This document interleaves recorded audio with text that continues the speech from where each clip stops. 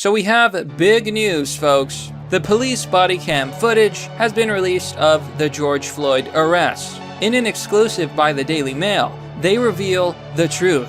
And let me tell you folks, this is absolutely going to cause massive shockwaves. Hello everyone, this is Mr. Obvious, and today on the internet, we're going to talk about George Floyd and the police body cam footage which has been revealed. And let me tell you right now, it paints a completely different story than what we were told by the media, by the Democrats, and by groups like BLM, who have been out protesting, some less peacefully than others, and causing a bit of a stir, to say the least. Now, a few things. One, this video was released on YouTube. You can see here, it was released by the Daily Mail channel. It is official, it is approved, and it has 300,000 views. So obviously this content is considered safe for YouTube. Therefore, I feel safe talking about it.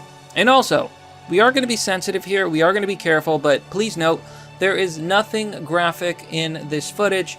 It simply shows what happened before the tragedy. However, it paints a very different picture than what we were told. Now we're going to get into this, folks. We're going to watch this footage and break it down. Full analysis. But before we do, if you're new to the channel, please remember to like, comment, and subscribe. And hit the bell button for notifications for more content. And if you like this video, please consider giving it a share. It's up to you to spread the truth, my friends, because these days, the media lies. Now, due to the nature of this content, I'm just going to jump right into it. Let's roll the footage and kind of get into this.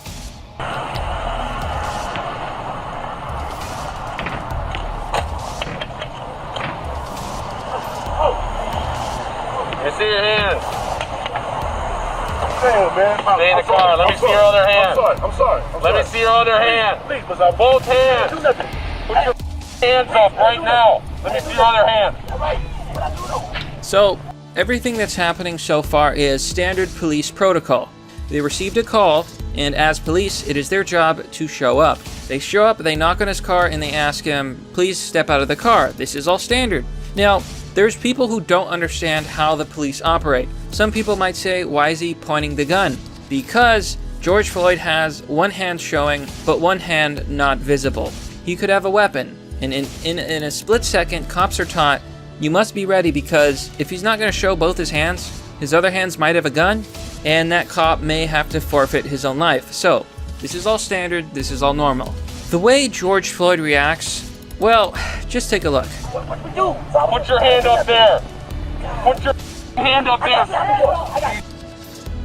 Hands on the wheel. Hands on the wheel.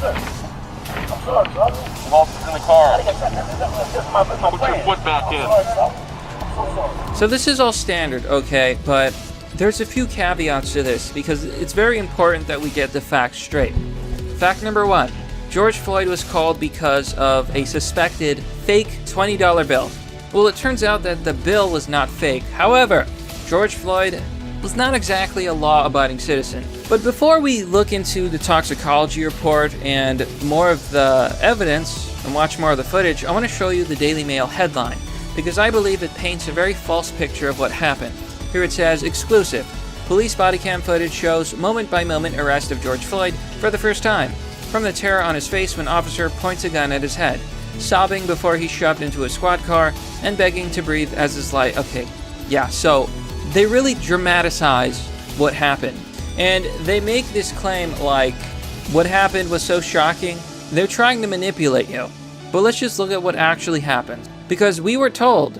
Now it is my belief that George Floyd, who was under heavy amounts of illegal substances, was freaking out. Hands on top of your head. Hands on top of your head. Step out of the vehicle and step away from me, alright? Step out and face away. Step out and face away.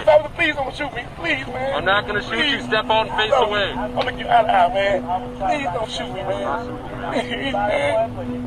I just lost my mom, man. Step out and face away. Step out and face away. Please don't shoot me, Mr. Officer. Please. Don't shoot me, man. Step out and face away. You're not shooting me, man? I'm not shooting you. Step out and face away. Okay.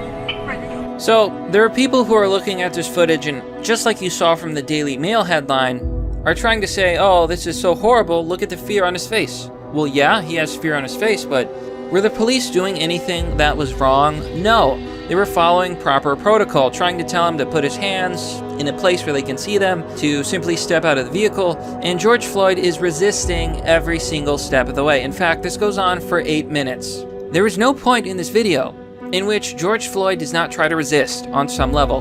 Now, if you look at the toxicology report, which interestingly, the PDF file has been taken off the internet. Why? Probably because it reveals the simple truth. George Floyd was on a lot of, there's no way to put this, but he was on a lot of drugs. A lot. Now, if you look at the toxicology part of this, you can see that he's on, these are his blood level and novel psychoactive substance screens. Fentanyl, 11 ng/ml.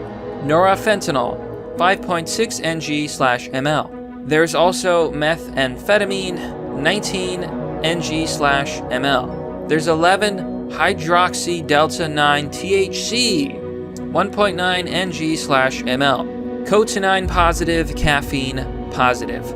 So, at the time of his arrest, this guy was on a copious amount of illicit substances. Now there's one really big point here that I really want to point out, because I think it explains George Floyd's behavior, but it also may explain the unfortunate truth about his passing. This is up for debate. I'm just giving you my opinion. This is my analysis. Now, as I understand it, the amount of fentanyl Floyd was on is over the known overdose limit. To be fair, he was a very heavy, thick man, but that doesn't change the fact that he was on an extremely dangerous amount of substances, including meth. You can't tell me that this did not contribute to him, one, freaking out, and two, his passing. Please, man. Please. I didn't know, man. Get out of the car. I didn't know, I didn't know.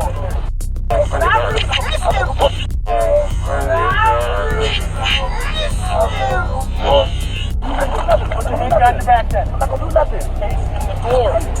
Get the door home. Stay in the car.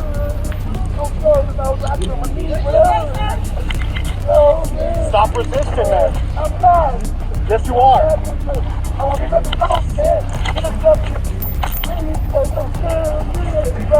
So you can see that George Floyd is resisting. This goes on for about 8 minutes. Now, what do you think the police officers were trying to do this entire time? Well, they weren't being mean to him. They weren't doing anything they weren't supposed to be doing.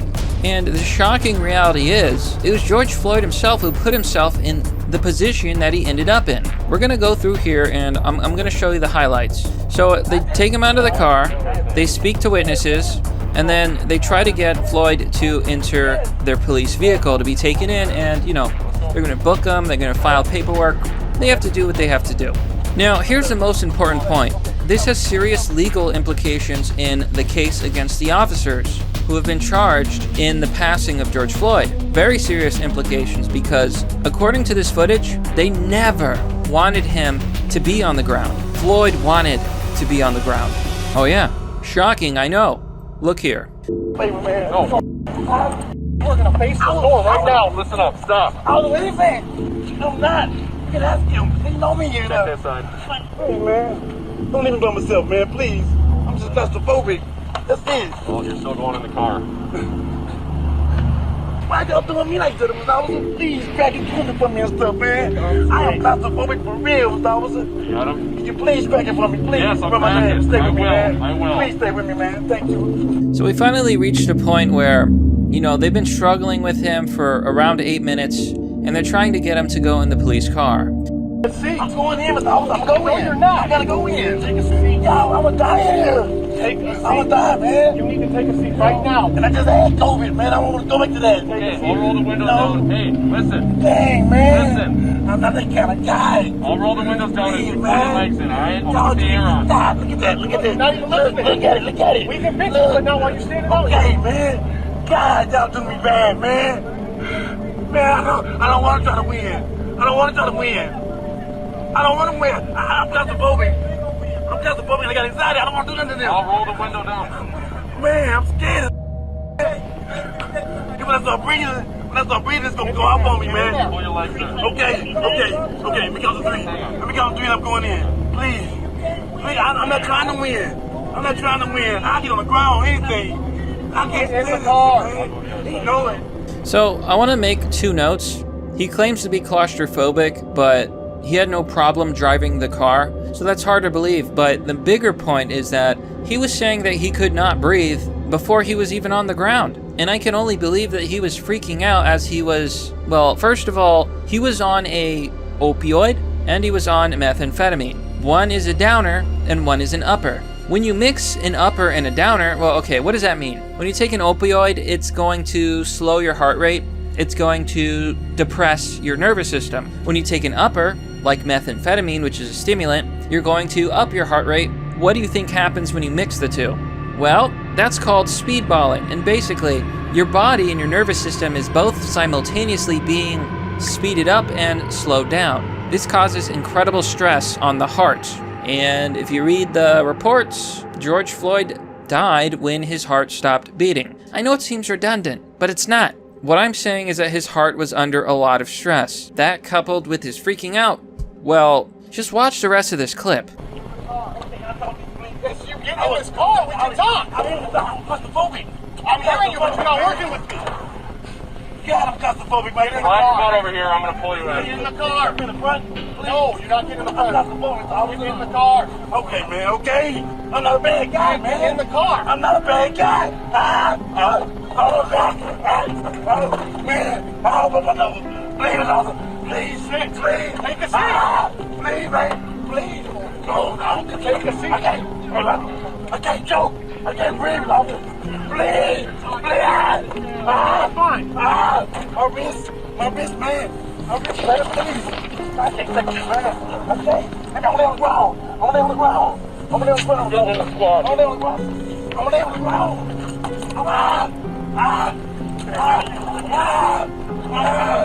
I'm going down. We're down. Squad. I'm going down.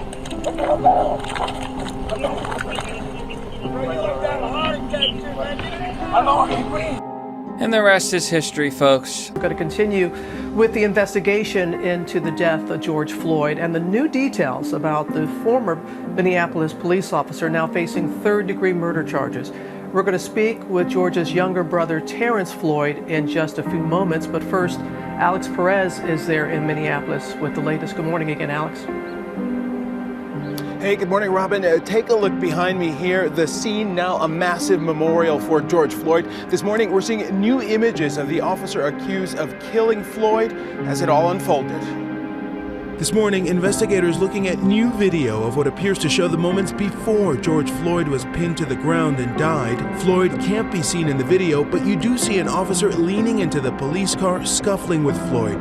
Minutes later, fired officer Derek Chauvin, seen in that horrific video, jamming his knee into Floyd's neck while he was handcuffed on the ground. Chauvin now behind bars and on suicide watch as he faces charges for third-degree murder and manslaughter. Chauvin's wife, Kelly, has filed for divorce. We can't have two justice systems in America, one for Black America and one for white America. We have to have equal justice for the United States of America. Floyd's family and their attorney, Ben Crump, calling for more serious charges against Chauvin, saying his actions were premeditated. According to the criminal complaint, Chauvin had his knee on Mr. Floyd's neck for 8 minutes and 46 seconds in total. 2 minutes and 53 seconds of this was after Mr. Floyd was non-responsive. Almost 3 minutes after he was unconscious, they still kept the knee on his neck and still kept their knees on his back. I can't breathe. These cell phone videos first sparked the global outrage. Mama. Get up. Get in the car right. But now, for the first time, authorities have unsealed key police body camera videos of George Floyd's death, allowing the public to view the footage in person, though not releasing them for broadcast. These body camera videos were the most extensive view of the interactions between George Floyd and those police officers. You see George Floyd almost startled. You see his facial expression, and you hear how apologetic he is about the entire situation and how fearful he is about what is about to transpire. The body cameras from rookie officers Thomas Lane and Alex King show them responding to a call about someone allegedly passing a fake $20 bill at a Minneapolis convenience store in May. When the officers arrive, they're directed directed to Floyd in his car. As Lane approaches, he tells Floyd to show his hands, then draws his gun. Then, as officers struggle to get him into a squad car, Floyd says he's claustrophobic. Once he's restrained, Floyd tells officers he can't breathe, adding, "You're going to kill me." Former officer Derek Chauvin, who pressed his knee on Floyd's neck, says, "Then stop talking. It takes a heck of a lot of oxygen to talk." Chauvin is now charged with second-degree murder and manslaughter. While he's not commented publicly, in a court filing this week, his attorney objected to a gag order a judge recently imposed and suggested that his client's alleged actions were justifiable in the line of his duties as a Minneapolis police officer. According to another court filing, Officer Lane said he felt that Floyd might be having a medical emergency while he was pinned to the ground. He asked whether Floyd should be turned over on his side. Chauvin says he should stay put. At one point, Floyd says, "Mama, I love you. Tell my kids I love them. I'm dead." Wednesday, Floyd's family filed a wrongful death civil lawsuit against the officers in the city of Minneapolis. This is the tipping point. This is the tipping point for policing in America. The Minneapolis city attorney is calling Floyd's death a tragedy, but says the city is reviewing the lawsuit. As for the criminal case, those 4 officers have not yet officially entered pleas, but Officer King's attorney says that his client intends to plead not guilty. Welcome to the Freedom Tubecast. I'm David, and I want to talk to you about fear. Our global population is under a giant cloud of fear. And the controlling elite are attempting to use fear to hurt us in different directions where they want us to go. We need to understand what's going on here, what it takes to get popular, what it takes to build the numbers and sway the operating system towards favoring you, okay? But here's another way to do it, okay? I've been talking about it. You become a fighter. You present yourself every day to the operating system as a fighter, okay? It will favor you, okay? You give yourself what your body needs: energy, regularity, nutrients, electrolytes. Perfect it. Bring yourself to optimum physical condition. Now I want you to think about something. It is often said the elite are less than 1% of the global population, and the rest of us are like over 99%. But here's the real deal. The 99% must be in optimum physical condition in order to be a potent force. It's why they keep us sick. It is why they refuse to talk about potassium.